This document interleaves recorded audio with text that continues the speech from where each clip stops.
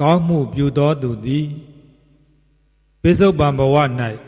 ဝမ်းမြောက်ရ၏တမလွန်ဘဝ၌လည်းဝမ်းမြောက်ရ၏နှစ်ဘဝလုံး၌ပင်ဝမ်းမြောက်ရ၏မိမိ၏စင်ကြယ်သောကုသိုလ်ကံကိုမြင်၍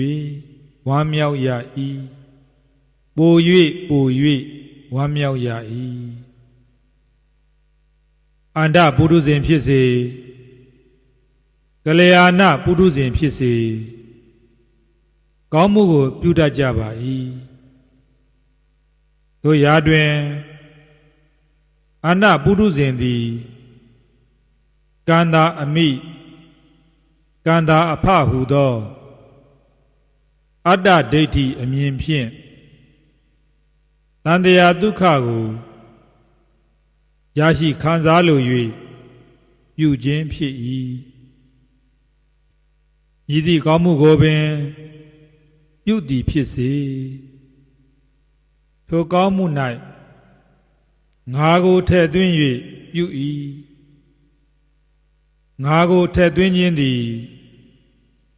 အပယ်မျိုးစေ့ကိုထည့်သွင်းရာရောက်ကြောင်း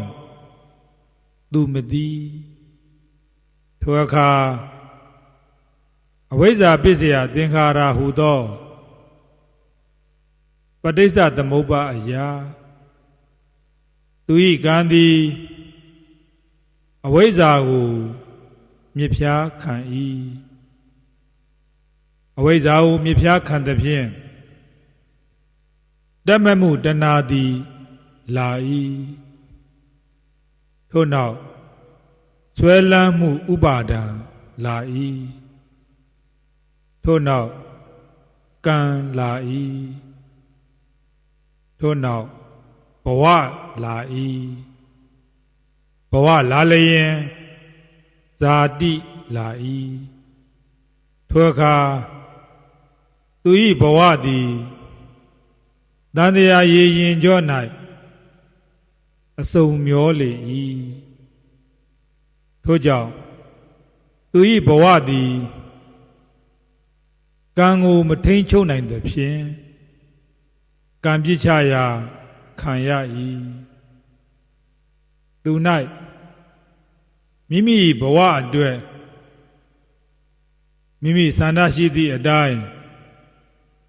ရွေးချယ်ပိုင်ခွင့်မရှိဤဒီကိုပင်ဝိနိပါတိကခေါ်ဗယံပတာဘေးဟု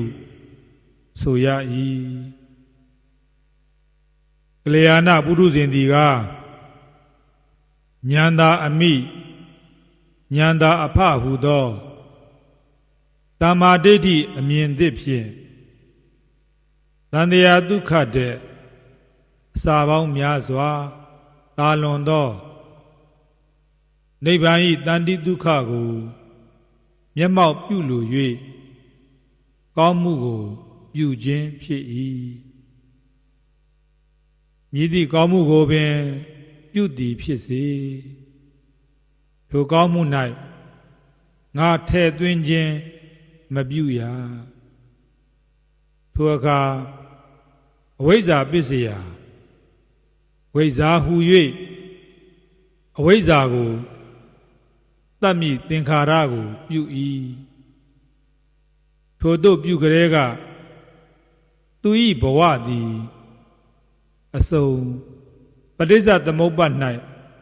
မဝင်တော့ဘဲအဆံပဋိစ္စသမုပ္ပါဒ်၌ဝင်လေ၏အဝိဇ္ဇာသေးလျင်တဏှာသေး၏တဏှာသေးလျင်ဥပါဒံသေး၏ဥပါဒံသေးလျင်ကံသေး၏ကံသေးလျင်ဘဝသေး၏ဘဝသေးလျင်ဇာတိသေး၏ထိုအခါသူ၏ဘဝသည်တန်တရားမှလွတ်မြောက်ရာနိဗ္ဗာန်သို့ဥတည်သောမဲခင်လမ်းမကြီးပေါ်၌လျှောက်သွားလျက်သား ဖြစ်လေ၏ထိုအခါသူ၌မိမိဘဝအတွက်လာရောက်ရာဂတိနှင့်ပတ်သက်၍မိမိစန္ဒအတိုင်းရွေးချယ်ပိုင်ခွင့်ရှိလာ၏ဤဒီကိုပင်မြဲသောဂတိရှိ၏ဟု၍ဆိုရ၏မြဲသောဂတိရှိလာပါကသူ၏ကောင်းမှုသည်ပိစုပန်ဘဝအတွက်လဲဝမ်းမြောက်เสียဓမ္မလွန်ဘဝအတွက်လဲဝမ်းမြောက်เสียနှစ်ဘဝလုံးအတွက်ဝမ်းမြောက်เสียဖြစ်ယုံသာမကစစ်မှန်သောချမ်းသာစစ်မှန်သောအသည့်နှင့်စစ်မှန်သောငြိမ်းချမ်းမှုတို့ကိုမြင်အောင်ကြည်တတ်သောအရိယသစ္စာမို့ဥသို့ပို၍နီးလာပြီဖြစ်၏ဟု၍ဂါထာကဆိုပါ၏